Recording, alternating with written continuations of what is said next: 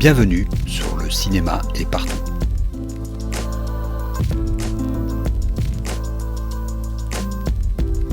Un podcast sur l'industrie du cinéma et ses évolutions.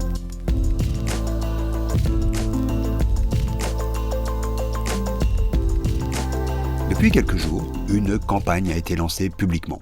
Pas une campagne de collecte de fonds, pas une recherche de dons ou un crowdfunding, une campagne d'investissement collectif. Les personnes investissant dans cette campagne deviendront, de fait, copropriétaires d'une entreprise. Il s'agit certes d'un investissement moins compliqué et moins opaque pour un novice que d'investir dans une banque coopérative, mais cela reste un investissement qui, d'une part, ne vise structurellement pas à générer une plus-value et est, d'autre part, soumise à des risques, comme tout investissement. L'initiateur de cette campagne est une coopérative immobilière du nom de Supernova. Pourquoi vous parlerai-je ici, dans une chronique dédiée à l'industrie du cinéma, d'immobilier ? Parce que Supernova est une initiative du cinéma Nova. Celui-ci, actif depuis 26 ans au cœur de Bruxelles, a toujours fait figure de cas à part dans le petit parc de salles de la capitale. À sa création, le Nova arrache en quelque sorte le lieu à la spéculation immobilière. Le bâtiment appartient à une banque qui a son siège juste à côté. D'occupation précaire en occupation précaire, de propriétaire en propriétaire, le Nova arrive à se maintenir à flot grâce à un loyer resté modéré au fil des années. Et à la vigueur d'une équipe bénévole, toujours sur le pied de guerre 26 ans plus tard. Aujourd'hui, le Nova passe à l'étape suivante. Il a fondé cette coopérative Supernova pour devenir propriétaire de son bâtiment, l'arracher cette fois presque définitivement à la spéculation, qui ferait augmenter de manière insoutenable ses loyers, et ainsi assurer sa pérennité économique. Cette aventure fait évidemment écho à celle du cinéma parisien La Clé, qui tente lui aussi de racheter le bâtiment pour continuer son activité. Et le Kinographe, autre exploitant au modèle coopératif, est lui aussi en attente d'une salle où pérenniser ses activités. Mais par son histoire maintenant longue, le Nova fait toujours office de précurseur, voire d'îlot au cœur d'une ville, autrefois prisée pour son offre cinématographique inégalée. C'est que le Nova revendique depuis ses débuts une pratique résolument underground. Contrairement à d'autres salles, rien n'y est cadenassé, ni programmé. Le cinéma n'ouvre que de jeudi au dimanche, hors festival, les séances sont souvent uniques, et on n'a aucune chance d'y voir le dernier blockbuster ou film d'auteur en date. Ici, la programmation est thématique, plus ou moins mensuellement. Elle met en avant un sujet d'actualité ou des auteurs méconnus. Elle alterne séances, débats, concerts et soirées spéciales.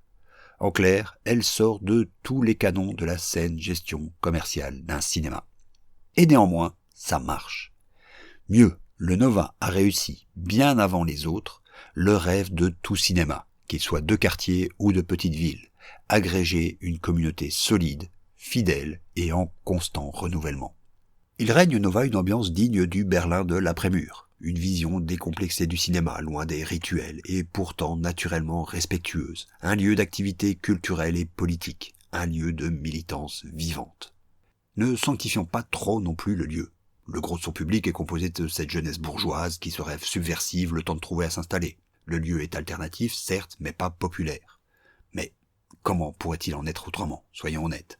Comment cette réussite peut-elle avoir lieu ?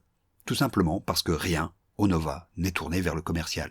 Au Nova, la règle n'est pas le toujours plus, c'est le juste assez. Et cette campagne, même si elle manie des chiffres qui donnent un peu le tournis, 494 000 € à réunir d'ici mars 2024, sur un total de près de 800 000 €, reste dans la même logique. En devenant propriétaire de ses murs, le Nova s'assure un loyer qui reste modéré et lui permet de continuer ses activités au même rythme. On pourrait bien sûr pinailler, comme certains le feront peut-être en se disant que cette initiative ne crée presque pas d'emploi, puisque la grande part des travailleurs et travailleuses sont bénévoles. Mais d'un point de vue de spectateur, ce lieu est unique, et il ne pourrait tout simplement pas exister sous d'autres conditions.